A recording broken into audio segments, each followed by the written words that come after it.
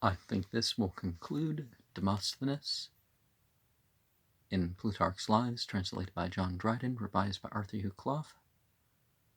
But when they called him by his name, and coming up near to him, desired he would accept from them some money which they had brought from home as a provision for his journey, and to that purpose only had followed him, when they entreated him to take courage and to bear up against his misfortune, he burst out into much greater lamentation, saying, But how is it possible to support myself under so heavy an affliction, since I leave a city in which I have such enemies, as in any other it is not easy to find friends?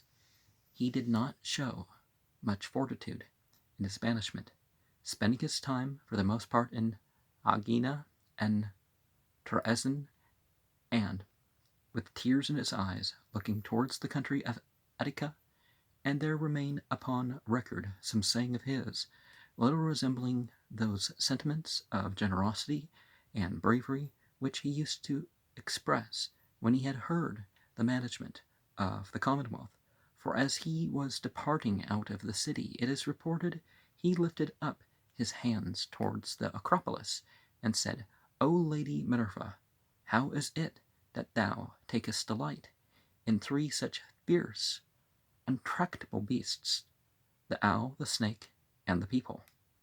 The young men that came to visit and converse with him, he deterred from meddling with state affairs, telling them that if at first 2 ways had been proposed to him, the one leading to the speaker's stand and the assembly, the other going direct to destruction, and he could have foreseen the many evils which attend those who deal in public business, such as fears, envies, calumnies, and contentions, he would certainly have taken that which led straight on to his death. Now, that's actually pretty noble, right? Not as long as he wasn't one of these characters that are killing themselves, but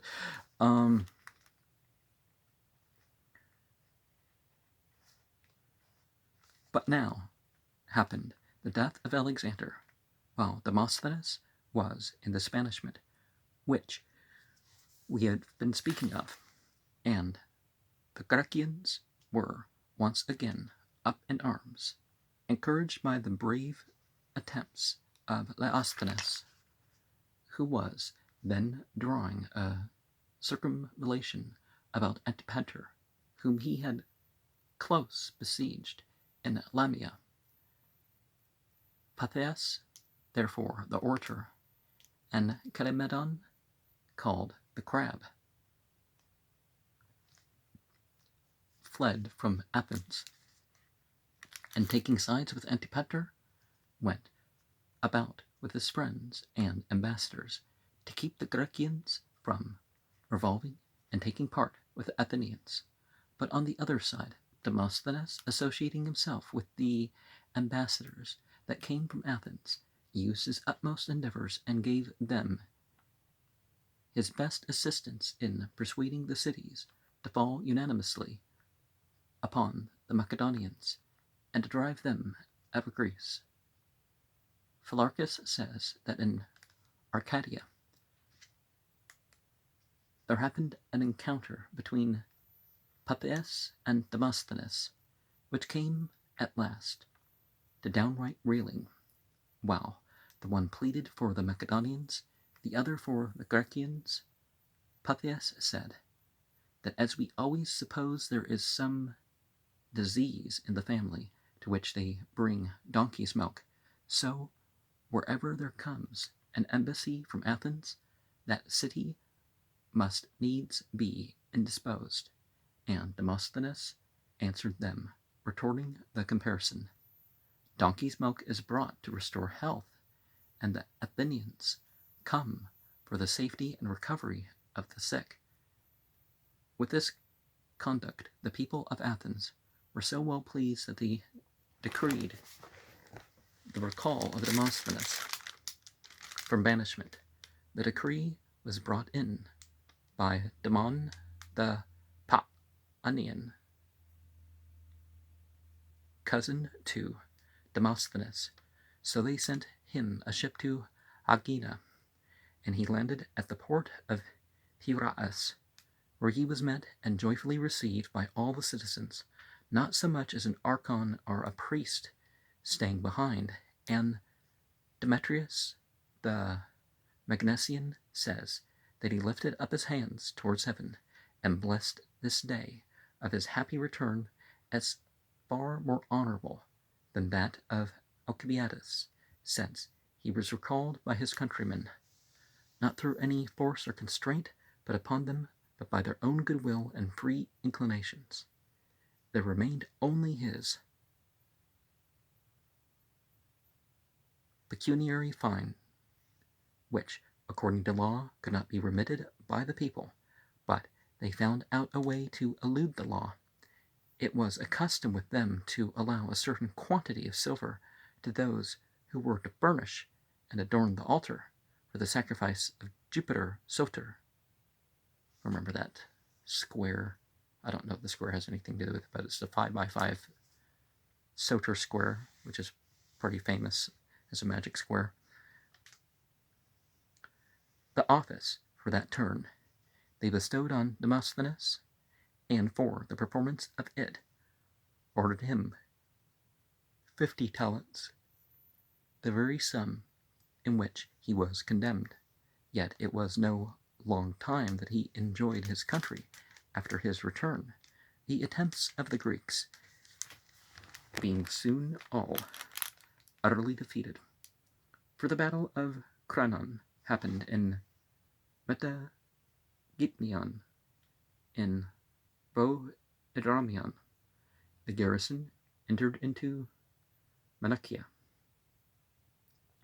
and in the Anapsion following died Demosthenes after this manner. Upon the report that Antipater and Craterus were coming to Athens, Demosthenes with his party took their opportunity to escape privily out of the city, but sentence of death was upon the motion of Demosthenes passed upon them by the people. They dispersed themselves, flying some to one place, some to another, and Antipater sent about his soldiers into all quarters to apprehend them. Archias was their captain, and was thence called the Exile Hunter. He was a Thurian born, and is reported to have been an actor of tragedies, and they say that Pallas of Aegina, the best actor of his time, was his scholar. But Hermippus reckons that Archias, among the disciples of Lacretus, the orator, and Demetrius says he spent some time with Anaximenes. This Archias, finding Hyperides, the orator, and Aretonicus of Marathon, and Himeraus, the brother of Demetrius, the Phalerian in Aegina, took them by force out of the temple of Acchus, whither they were fled for safety, and sent them to Antipater, then at Creona, where they were all put to death, and Hyperides, they say, had his tongue cut out. Demosthenes, he heard, had taken sanctuary at the temple of Neptune in Calauria, and crossing over thither in some light vessels, as soon as he had landed himself in the Thracian spearmen that came with him, he endeavored to persuade Demosthenes to accompany him to Antipater, as if he should meet with no hard usage from him. And remember, like Neptune and Saturn, and all the other placements of the planets and all that are not in mystical diagrams. They're not necessarily anything to do with the actual physical arrangement, but a mystical connection to the body, obviously, because the distances between them and other issues.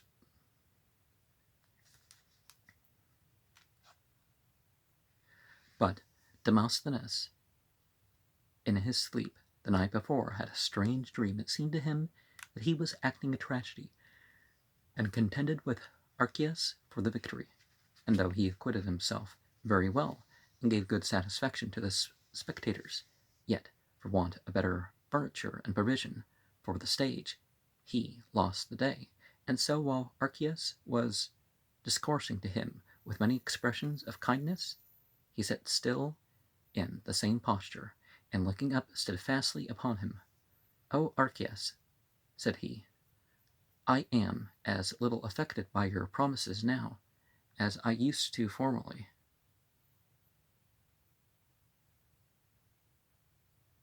Be by your acting. Archias, at this, beginning to grow angry and to threaten him. Yeah, don't threaten people just because they disagree, but you don't need to be insulting either. But now said Demosthenes, "You speak like..."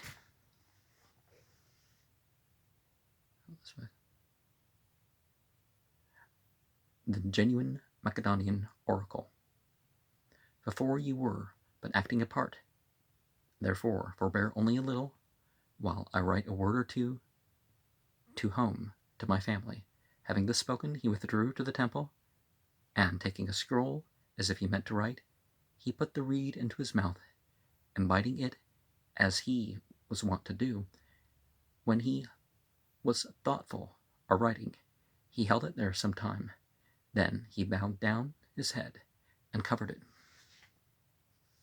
The soldiers that stood at the door, supposing all this to proceed from want of courage and fear of death, in derision called him effeminate, and faint-hearted, and coward. And Archias, drawing near, desired him to rise up, and repeating the same kind of thing he had spoken before, he once more promised to make his peace with Antipater. But Demosthenes, perceiving that now the poison had pierced and seized his vitals, uncovered his head, and fixing his eyes upon Archias, "Now," said he, "as soon as you please, you may commence the part of Creon in the tragedy, and cast out this body of mine unburied. But, O gracious Neptune, I for my part, while I am yet alive, will rise up and depart out of this sacred place, though Antipater and the Macedonians have not left so much as thy temple unpolluted." As after he had thus spoken and desired to be held up, because already he began to tremble and stagger. As he was going forward and passing by the altar, he fell down, and with a groan gave up the ghost. Now, if we only believed in that sort of society, that's, okay, say your prayers. And, we waited by for the guy to say his prayers, or take one last visit to the temple, and trusted him to go down the steps, and so we can battle when he leaves the building, right? But now things are even worse than all this going on, right? Ariston says that he took the poison out of a reed, as we have shown before, but Pappus, a certain historian whose history was recovered by Hermippus, says that as he fell near the altar, there was found in his scroll this beginning only of a letter and nothing more, Demosthenes to Antipater, and that when his sudden death was much wondered at, the Thracians who guarded the doors reported that he took the poison into his hand out of a rag and put it in his mouth, and that they imagined it had been gold which he swallowed. But the maid that served him, being examined by the followers of Archias, affirmed that he had worn it in a bracelet for a long time as an amulet, and Eratosthenes, who says that he kept the poison in a hollow ring, and that the ring was the bracelet which were about his arm. Now, wasn't it some of the German soldiers in World War II carried around poison to kill themselves? Which was very unchristian of them, right? Because Christianity doesn't tolerate that sort of thought. But nowadays they're like, well, people must have been crazy. Well, yeah, okay, fine, but we don't know. There are various other statements made by the many authors who have related the story, but there is no need to enter into their discrepancies. Yet I must not omit what is said by Democrates, the relation of Demosthenes, who is of opinion that it was not by the help of poison that he met with so sudden and so easy a death, but that by the singular favor and providence of the entities that he was thus rescued from the cruelty of the Macedonians. He died on the 16th of Anepsion, the most and solemn day of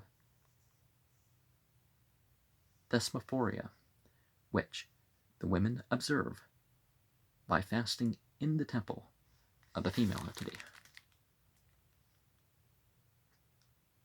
I don't remember what month this is, but remember the 9th month in the Bible and in the Quran are fasting months and times to spend more time in the temple, whatever you call the temple. Soon after his death, the people of Athens bestowed on him such honors as he had deserved. They erected his statue of brass. They decreed that the eldest of his family should be maintained in the Prytaneum, and on the base of his statue was engraven the famous inscription, "Had you for Greece been strong and as wise you were, the Macedonian had not conquered her."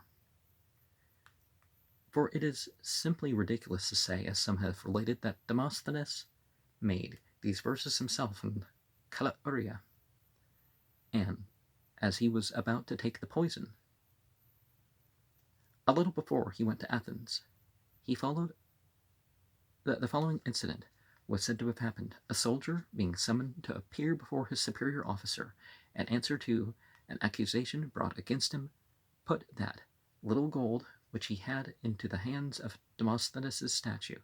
The fingers of this statue were folded one within another, and near it grew a small plane tree, from which many leaves, either accidentally blown thither by the wind, are placed so on purpose by the man himself, falling together and lying around about the gold, concealed it for a long time. In the end, the soldier returned and found his treasure entire, and the fame of this incident was spread abroad, and many ingenious persons of the city competed with each other on this occasion to vindicate the integrity of Demosthenes in several epigrams, which they made on the subject.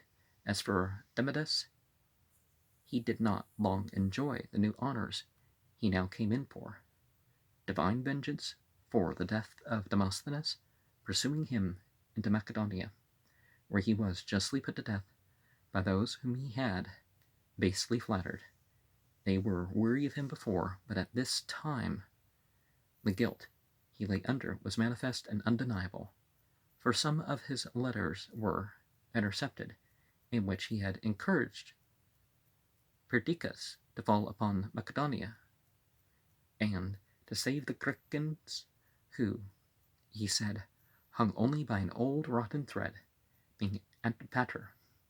Of this he was accused by Dinyarchus, the Corinthian, and Cassander was so enraged that he first slew his son in his bosom, and then gave orders to execute him, who might now at last, by his own extreme misfortunes, learn the lesson that traders who made sale of their country sell themselves first, a truth which Demosthenes had often foretold him, and he would never believe.